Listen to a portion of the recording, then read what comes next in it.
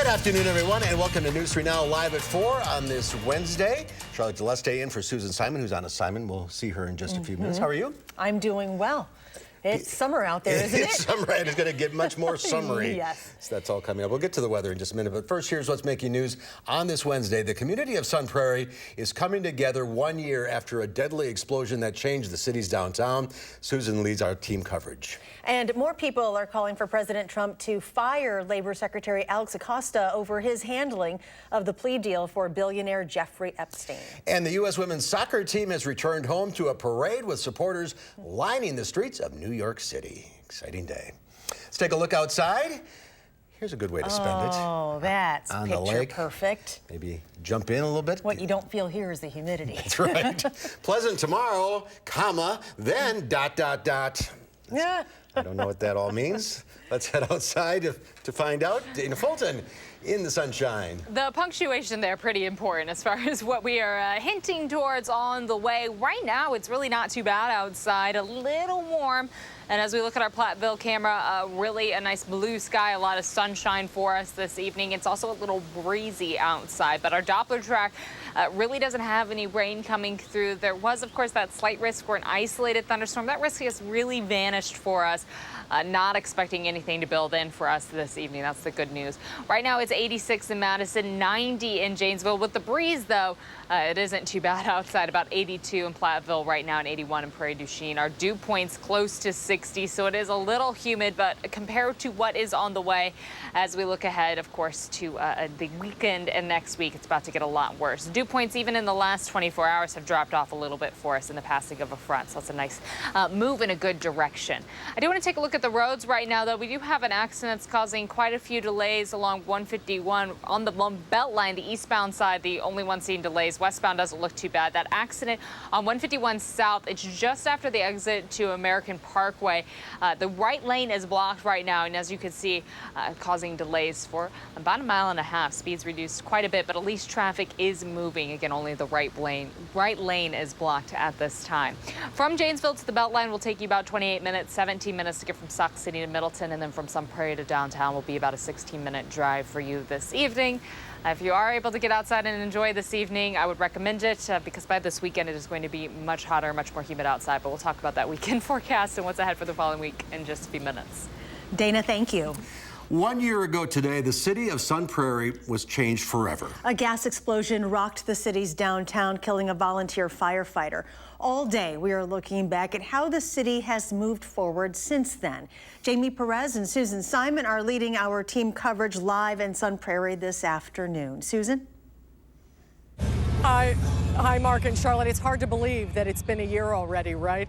The morning after the explosion, I was standing in this exact spot and seeing the devastation in this community. I could not imagine that a year later, I would be back in the same place at the corner of Bristol and Main, right here in the heart of downtown Sun Prairie, and seeing what we're seeing.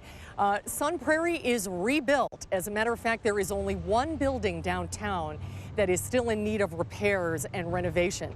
The green space that you see behind me, that is where the bar house once stood. There is a rock and two flags as a small memorial to the building that was once there. And grass is now growing in that open lot. It's sort of a living symbol that this community life is going on as normal.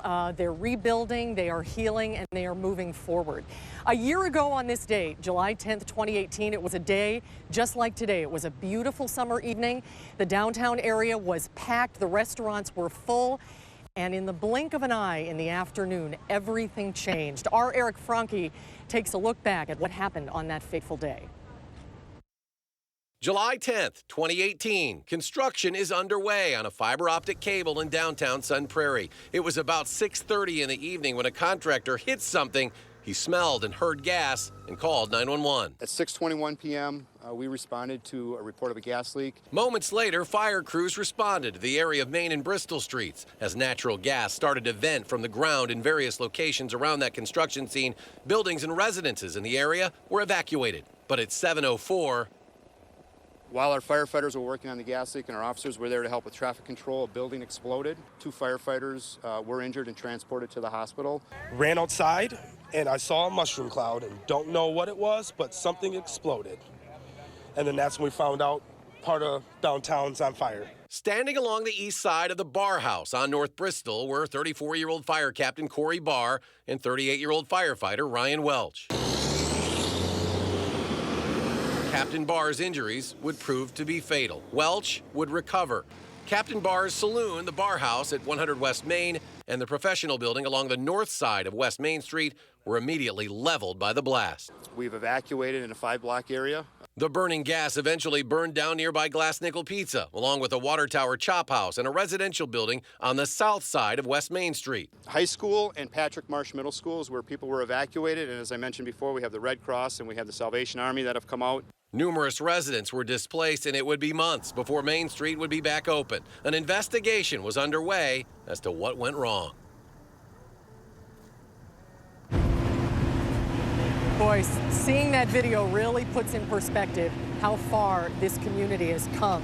Many businesses, of course, were impacted by the explosion and they were forced to close or to relocate. Our Jamie Perez is with us today here in Sun Prairie with more on how business owners have moved forward 1 year later. Jamie?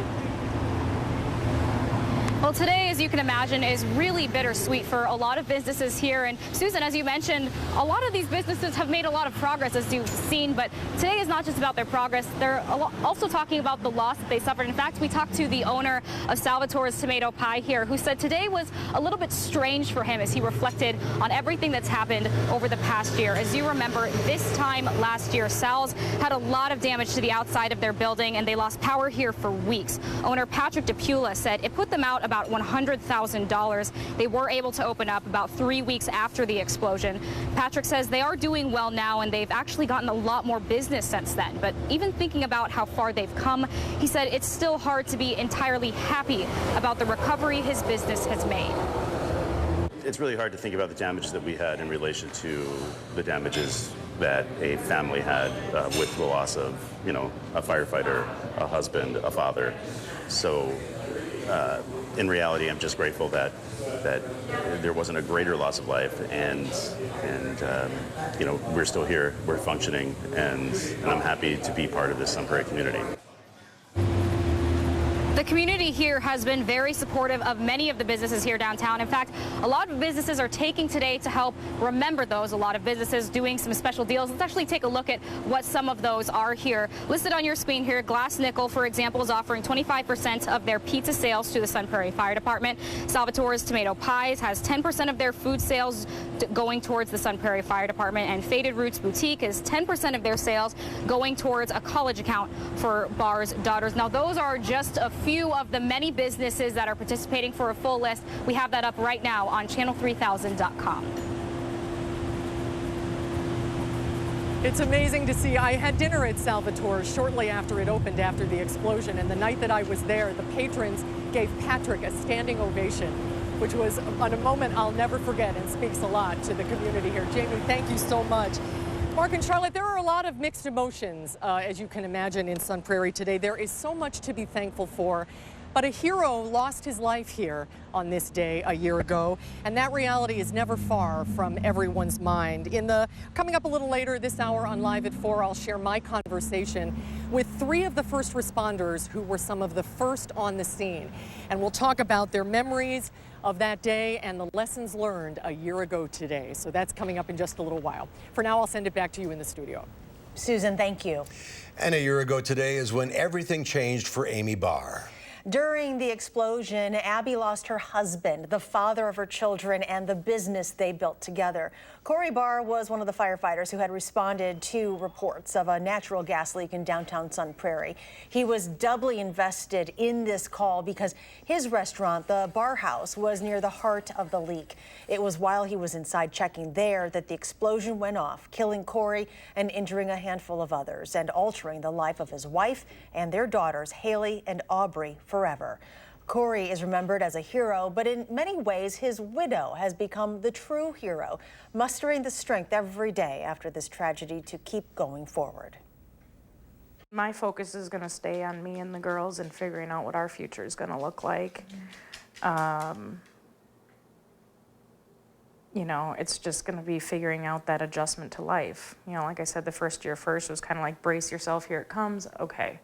Brace yourself, here it comes, okay. We made it through, we made it through. Now this year it's going to be like, well, here we are again, and he's still not here. So, I mean, it's going to be figuring out how to get through that in terms of the second year, in terms of the community. And I would hope that, you know, the Sun Prairie Strong continues from now until forever.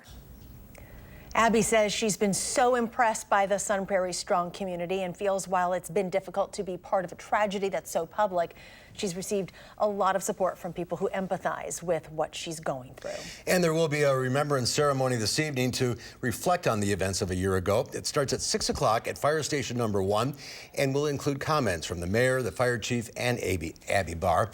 And that'll be followed by a walk to the location of the Barr House at 7 o'clock and a prayer and a moment of silence in memory of Corey Barr. All community members are invited to attend. In other news on this Wednesday, Labor Secretary Alexa Acosta denies that he was too lenient as a U.S. attorney when he agreed to a 2008 plea deal with billionaire Jeffrey Epstein, who was accused of abusing dozens of underage girls. Epstein was given a 13-month sentence that allowed him to leave jail and go to work 6 days a week. Acosta made an agreement with Epstein's attorneys to keep the plea deal secret from the victims in the case, something a Florida judge ruled this year was illegal. Epstein's attorney in the agreement, Alan Dershowitz, defended the plea deal, saying the federal government didn't have enough evidence to prosecute his client. Epstein is facing new federal charges of child sex trafficking in New York, where prosecutors say a raid of his home turned up hundreds of lewd photos. Well, there was a party in the streets today in New York City as people welcomed the U.S. women's soccer team home from France.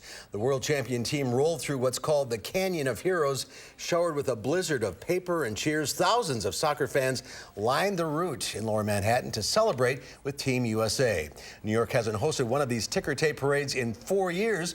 The last time was when the U.S. women took the World Cup in 2015. While the focus today is on celebrating, the Team USA has had some controversy. Co-captain Megan Rapinoe has said that she won't visit the White House if invited, and several members have used their success and platform to fight for equal pay for women on the field and in all workplaces. There's more to come at 4. We continue our coverage of the 1-year anniversary of the Sun Prairie explosion. We'll rejoin Susan as she looks back at the city's first responders to the blast and the 3 men who became household names. That's when Live at 4 continues.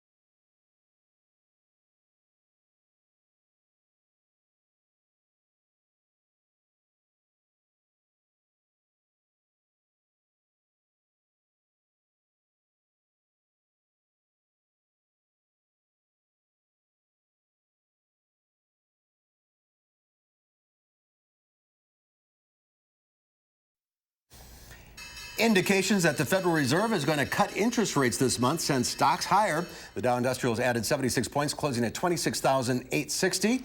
The Nasdaq Composite closed at a record high, adding 60 points. The S&P 500 was up 13.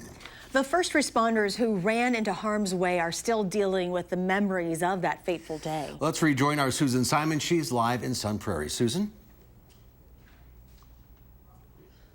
Special person to be a first responder, and today is a day of gratitude but also of somber remembrance. Captain Corey Barr was the first responder in the history of Sun Prairie to lose his life in the line of duty. Earlier this week, I talked to 3 first responders who became household names in the community, people that you will certainly recognize, not only for their heroic actions on that tragic day, but for the way they helped the community and the media in all those difficult days that followed the explosion. A year later, they're still processing the life-altering event that they went through together. Sun Prairie Police Lieutenant Kevin Konopacki and Sergeant Ray Thompson were among the first responders on the scene. Can you believe that it's been a year? Does it feel like a year has passed? It's interesting. There's days where I feel like it's been a long time ago, and then there's days like I can't believe it's been a year. That's a very wishy-washy answer, but that's kind of, my mentality. I don't know if you're the same. I agree completely with Lieutenant Konopacki. You know, time's kind of flown, and in the same way, it kind of seems like it just happened, and it's just a weird feeling to be at this kind of year mark and that it's kind of come full circle. Do you talk about it, or are you trying to put it in your rearview mirror and just move forward? When you have the 1-year anniversary of something significant, whether it was a tragedy or something that was, really neat, you always want to have a remembrance. Either it's a celebration or it's a remembrance. I look at this as a remembrance, and I don't want to speak for the Barr family, but that's got to be extremely tough for them to relive all of this. And so just for their sake and for the community's sake, it's been a year. We can talk about all the great things that came out of this tragedy, but now let's move forward for everybody's sake. Sergeant Thompson was injured in the explosion and is still recovering. I was walking away from the bar house when the explosion had happened, so I had my back to it. What do you remember? I just remember looking back, looking back and just seeing the big smoke and the flames behind me. Did you feel it? I didn't feel it. It was the weird thing. I've talked to a lot of people, and they said I could feel like they could feel the shock waves going through them, or like they could feel something going through. I don't remember that. I just remember looking back and seeing it, and then I felt something hit my arm. It broke my arm. So, but I guess I didn't know that at the time. You're still in that mode where you just you got things we got to do. And well, now we've really got stuff we got to do. Wow. It's a very bittersweet situation. We've been through a lot as an organization, but we've been extremely resilient. Fire Chief Chris Garrison says the biggest lesson learned is that teamwork among first responders saved lives, and the community has not forgotten. We're forging forward, and, we're fine. We're doing good. We're moving forward. We are the protectors of the city, and we will continue to be. Sun Prairie's stronger now. When I first heard it, it had to sink in a little bit, but that's actually true. It really is. And I like it because it says that as a community, we're going to always remember Corey, but we have to celebrate his life. We can't mourn it because that will make us regress, and we will not regress. We will not. How has this changed you? Who would have thought, little Sun Prairie here in Wisconsin, that something like this could have happened, but it can. And, driving that's the message driving forward, is that we're always going to be prepared. We always have to be prepared, and we kind of have to be prepared for anything, and we're going to be prepared. Not only to serve this community in the capacity that I do, but to live and be a citizen of this community. It made me so proud, and I can't thank those people enough. And, that's something that will never, ever leave me. None of us will ever forget either. I asked Chief Garrison if the firefighters are better now because they've gone through this experience, and he said not necessarily better, but bigger and stronger. Since the explosion last year, 25 firefighters have joined the ranks of the Sun Prairie Fire Department, and many of them are serving in a volunteer capacity. A lot of them were inspired by what they saw that day, and they decided to join up and be part of the team. So just one more reason they deserve our admiration and respect today and every day. Sun Prairie stronger. Simply amazing. Susan, thank you. We'll see you at 5. And there's more to come at 4. Researchers in New York say they found a new way of treating migraines. And tonight at 5, we're continuing our Sun Prairie Stronger coverage. We'll show you how a statue is being made in honor of Corey Barr.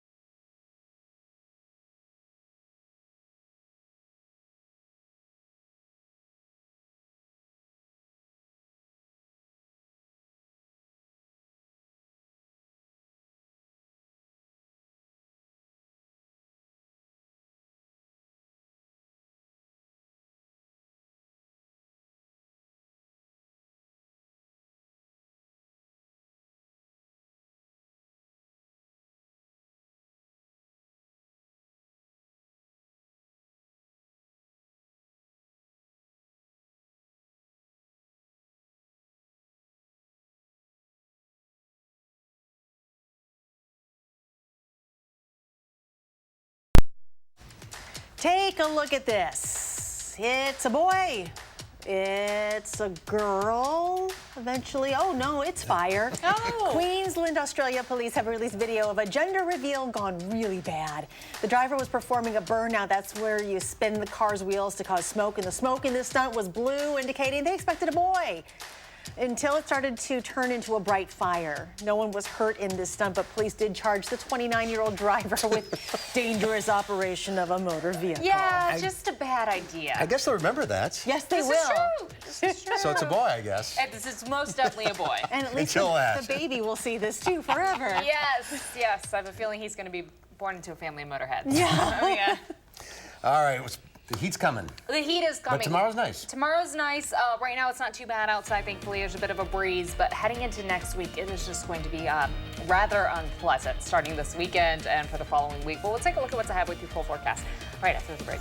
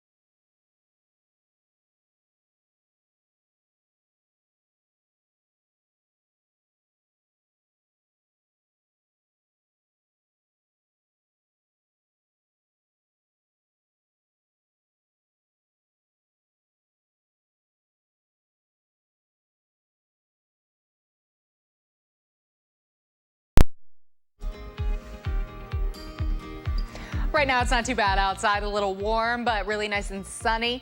And our dew points aren't too high either. We're at about 86, those dew points in the upper 50s around Madison. A bit of a breeze coming from the west at 16 miles per hour. That breeze actually makes things feel pretty pleasant outside. Nothing moving in for us on our Doppler track, which means it's going to stay nice and dry. This cold front passing over in the last few hours.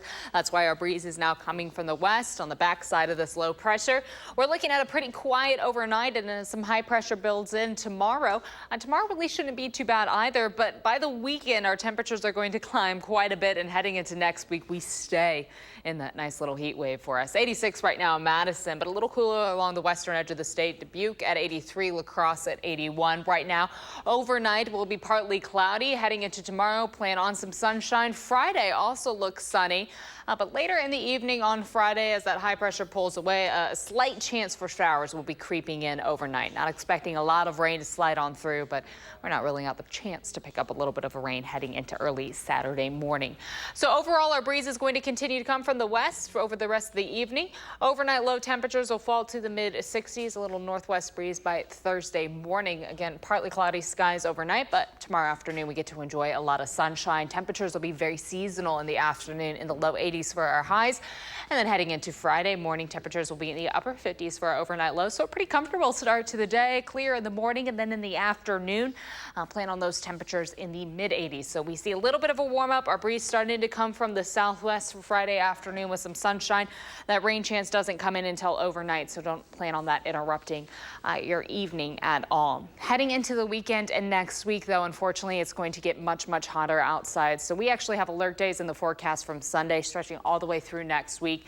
Our temperatures are going to be in the low 90s, but those heat index readings anywhere from 90 to 100, likely crossing that 3-digit threshold for much of the early portion of the week. Now, Wednesday and Thursday, not only is it going to be hot and humid, but we also have the chance for some stronger thunderstorms to pop up. Plan on overnight low of about 65 in Madison and a partly cloudy sky. It'll be a little cooler than where we were at this morning and certainly less humid outside. Tomorrow we'll hit a high of 80 degrees, really pleasant. And steadily will become mostly sunny. Enjoy the 80 degrees on Thursday because then the warmer air really kicks up. Mid 80s on Friday, upper 80s Saturday and Sunday. And then when we transition into a very hot and humid week with temperatures again in the low 90s, but those heat index readings close to 100, if not just above it. So a very warm stretch for us, a very July-like week. Now, our record in Madison for the most days in a row of being at 90-15. So we're not there. We're not in a record-breaking stretch, but still an unpleasant stretch, unfortunately, heading into next weekend. Looking into Wednesday and Thursday, those shower chances in the afternoon, they could snuff our temperatures a little bit if they pop up early enough in the day, cool things down a little bit. So we'll be watching that with the rain chances coming through, but still hot outside. Dane County Fair's next week. It's got to be hot. The fair, yes, of course. It's fair weather, unfortunately. And the art fair is this weekend? Art fair is this weekend, and concerts on the square tonight should be just fine. The weather, we aren't expecting anything to move in. A little warm, a little breezy, but pretty pleasant. Stay hydrated. Yes, absolutely. Water. Thank you. Researchers in New York are testing a new class of migraine drugs. They say treatment could be a better option for patients who aren't helped by the current medications available. Tom Hansen has details. Donna Esterine has suffered from debilitating migraines for years. It's like a sharp pain, usually like right up here, my forehead, my eyes. The 48-year-old mother of two says she's missed family time and work to try to cope. I would take a lot of sick days only because I couldn't take it. I would have to just be home, laying down. She took standard migraine medications known as triptans, but they made her feel nauseous. Then she enrolled in a clinical trial testing a new drug called remigipan. The drug belongs to a new generation of treatments that targets a migraine molecule. There hasn't been a new mechanism for the acute treatment of migraine that's come on the market since the early 90s. New research in the New England Journal of Medicine finds remigipan successfully relieves pain and other symptoms, including nausea and light sensitivity. Dr. Richard Lipton at the Albert Einstein College of Medicine and Montefiore Health System led the study, which was sponsored by the drug company. The research looked at more than 1,000 men and women treating moderate to severe pain. People who have side effects to triptans, people who don't respond to triptans, people who have cardiovascular contraindications to triptans will be the ideal candidates for this drug. The study also shows the drug has very few side effects. Donna says she's finally getting relief from her migraines. It goes away so much faster. So I do feel okay. I don't get any side effects. Giving her the ability to get right back to her life. Tom Hansen, CBS News, Bronx, New York. The company that makes remigipan is filing with the Food and Drug Administration for approval and could get the green light in the next year. Boy, that's hope for a lot of people suffering. Fingers crossed. Yep. Well, still to come at 4 for the second time in its 34-year history, Farm Aid is coming to Wisconsin. We'll find out why Willie Nelson and the gang are coming back to America's Dairyland when Live at 4 continues.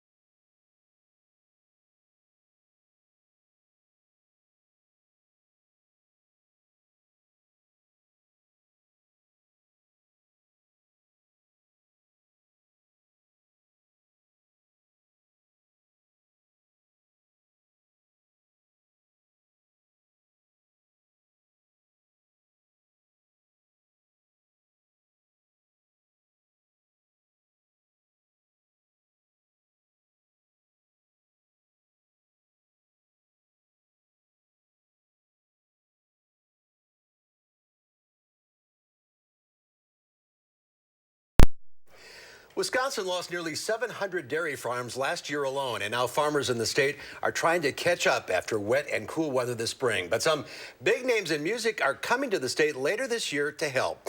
Joining me now, Jennifer Fahey, the communications director for the Farm Aid Music Festival. Welcome. This is kind of exciting. The announcement made yesterday that you're coming to Wisconsin. Yes, we are very excited to come back to the state and highlight what's happening here with dairy farmers and all farmers. Why Wisconsin this year? A lot of it has to do with the dairy crisis. We've been working very closely with dairy farmers here to highlight the issues and some solutions. A lot of it has to do with Farm Aid being a place to really recognize farmers, to remind people about how important they are, but also to show farmers we care. It's hard for them to take a day off in September, but we hope that they can take a Saturday and come down and really feel that recognition that people have for their hard work and value. How does the organization select sites year after year? Well, it is quite a process of logistics, of course, with 4 top touring artists, John Mellencamp, Neil Young, Willie Nelson, and Dave Matthews on our board of directors. We have a lot of juggling to do to see where in the country they are and what dates they have free. When we get through those hoops, we look to see where is Farm Aid wanted? That's what Willie says. We go where we're wanted. So where is our message going to resonate? Where is there need to highlight issues on the ground? And where do we have farmers who are going to come forward and be involved and be part of everything that goes on as part of the Farm Aid Festival? It's the 34th year. Way back when, did Willie think this was a one-time deal? Never. He and John Mellencamp talk about that a lot. They thought it was a one-time deal. It was not going to be a 34-year institution, but they saw a need for it year after year, and so they continued to both go to Washington and lobby on Capitol Hill, but also pull together this concert event every year and invite their friends and continue to raise awareness and funds. You were last in Wisconsin, what, 2010? Right. At Miller Park? Miller Park, yeah. So it's not been that long since you've come back now. Right, yes, but this is only our second time in the state over our history, and we're very glad to be back in the Midwest where there has been so much happening on the ground with farmers, both with low prices and the trade issues, and then the incredibly extreme weather we had this spring. Yeah, it's been rough all around. Yes. How much of this money goes back to the farmers? How does the process work? So 100% of the concert funds raised goes to Farm Aid's mission to keep farmers on the land. We accomplish that through our hotline, which we've operated since 1985. Farmers call in 1-800-FARM-AID, and we connect them with resources on the ground in their community to support them.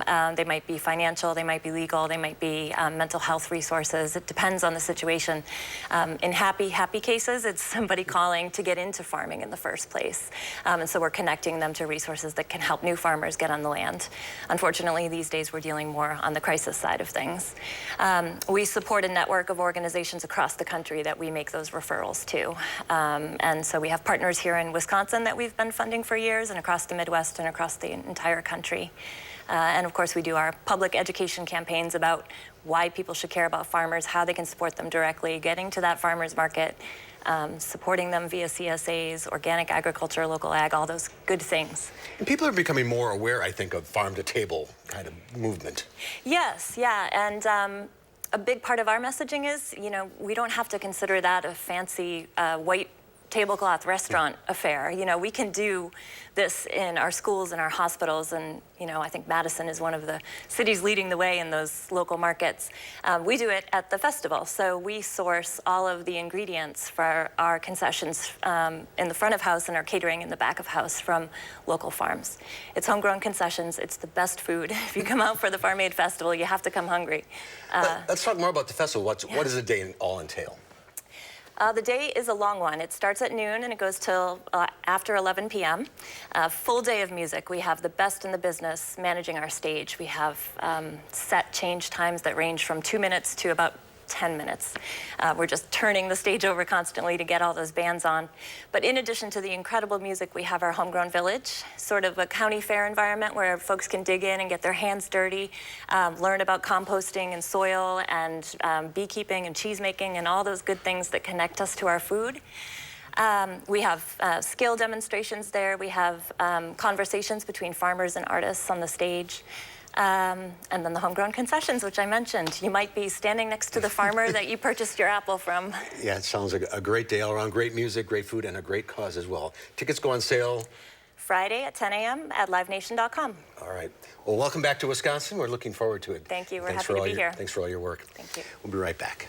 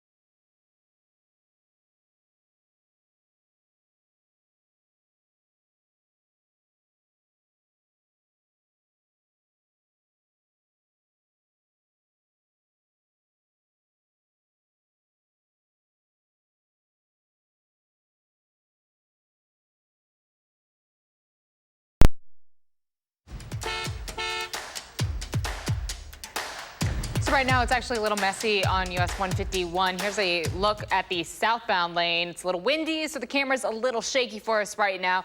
At American Parkway, thankfully, all lanes are open right now, but the right side, the far right lane, just opened up for us. So with traffic still a little congested on the southbound side, again, of 151. On the northbound side, now we're seeing significant delays. Again, the southbound side no longer having any lanes blocked. That incident happening just after the exit to American Parkway. The northbound side has an accident just before the exit to County Highway N, and traffic is at a complete standstill for about 3 miles south of that accident, and then significant delays up to it. So again, that's on 151 northbound. As far as getting from Janesville to the Beltline, it'll take you about 27 minutes. Sauk City to Middleton about 17, and the drive from Sun Prairie to downtown's gotten a little longer, about 20 minutes this evening. That's a quick look at traffic. Some problems out there. Thank you, Dana. Well, summer's in full swing, and no doubt your summer blooming annuals are also in full bloom. So what should we be doing to keep the plants healthy and the blooms blooming? Lisa Briggs from the Bruce Company is here with some tips. Hello. So, yes, this doesn't look so good. No, and I had to, you know, our plant staff does really well at keeping things updated and fluffed. So I did have to search to find something that needed to be deadheaded. So generally plants are, flowers come in like single stems like this, or in spires or clusters like the Angelonia over there. And so when you're pruning, you want to, Annuals will keep blooming as long as you deadhead them.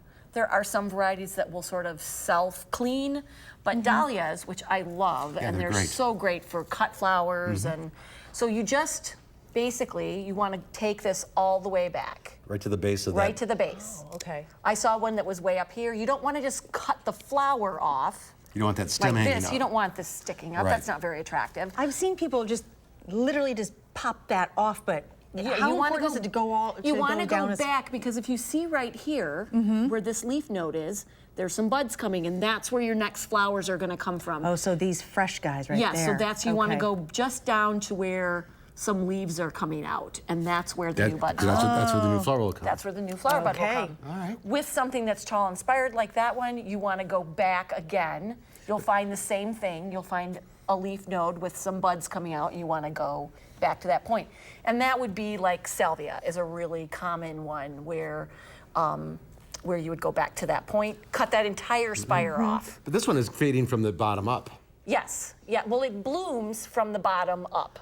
So you can see on there's some spent flowers. So you want to wait till that finishes and then take the whole thing off. Wait till the whole thing. Wait, yeah, and then cut. Yes. Okay. Salvia is the same thing. Now there are things that you don't want to flower. Basil is a really good example, and basil is just like the salvias, where you see right here, here's the flower starting to come, and right below that flower in this leaf node are buds. So you want to take all of those out because going to flower will take energy from the plant away from the taste of the plant, and that's what you want to happen with basil. You don't care about the basil flowers. No. Unless you're going to put them in a salad. What you want is the foliage, and you want that flavor to be as concentrated as possible. Interesting. Yeah. So get rid of all these Yes, and flowers. that's the same with most any herbs. Really? Yes, yeah, so you want to keep those flowers from developing. Is there a certain point when it'll start to flower? Generally, as it gets hot, everything's starting to flower now. So now's the time to look over everything. Look over your herb garden. Boy, it smells good, doesn't it? It does. It's very, very fresh. Yes. So what do you want to deal with all this flowering So stuff? when you're done with the flowering, well, let's talk a little bit too about watering and fertilizing. We're and getting, then we'll talk, getting ahead of ourselves. Okay, yes. So if you bought stuff at the garden center, it was probably really well fertilized when you bought it, but now you need to fertilize if you want to keep things flowering. So there are two ways to go. This is what we call a slow release fertilizer. You can just put a capful of that around on the soil at the base of the plant, and as you water it in, then the coating will dissolve and the fertilizer will be released. How often do you need to do that? This is like every 6 weeks. Okay. So it's more of a one-time thing. Okay. This is a water-soluble fertilizer. This is by Jack's, and you mix this with water, and you can either put it on the soil or you can spray the plant. This you'd want to do every 1 to 2 weeks, depending on your plants. That so often? that's, yes, because this washes out really quickly. What if the annuals are in the ground? If your annuals are in the ground, then I would use the water soluble and just spray the whole thing. Okay. Okay. And now, as far as watering is concerned, that's the Osmocote. stuff. Okay. As far as the watering is concerned, you would think that when it's really hot like this, that you need to water every day. But check the soil in your garden bed or in your pots, because when it gets super hot, sometimes plants will go a little bit dormant and not be using the water. Overwatering at this time of year is almost as common as underwatering. So check the soil first. You see them all wilty and collapsed, and it might not be, and you check and your pots are stopped, because they've been overwatered. Too much. They don't like wet feet. Exactly. Okay, so if we don't want to deal with any of this then stuff, get some things that are beautiful without flowers. So this is a really nice coleus.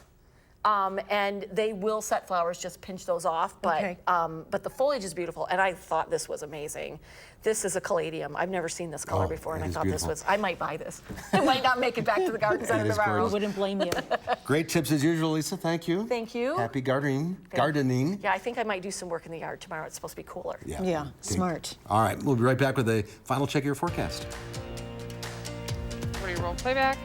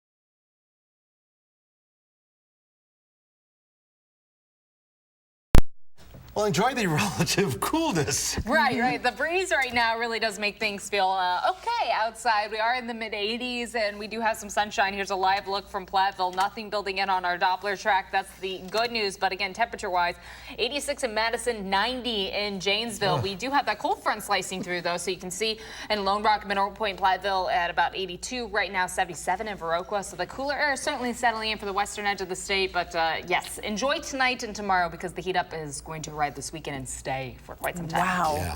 That is amazing. Foreseeable future. For this foreseeable future, absolutely. All right. Thank you, Dan. Thank you. Tomorrow here on Live at 4, we'll find out what's happening in the 608 this weekend. And we go behind the wheel with Harvey Briggs in the Jaguar I-Pace, the British automaker's first all-electric vehicle. We'll be right back.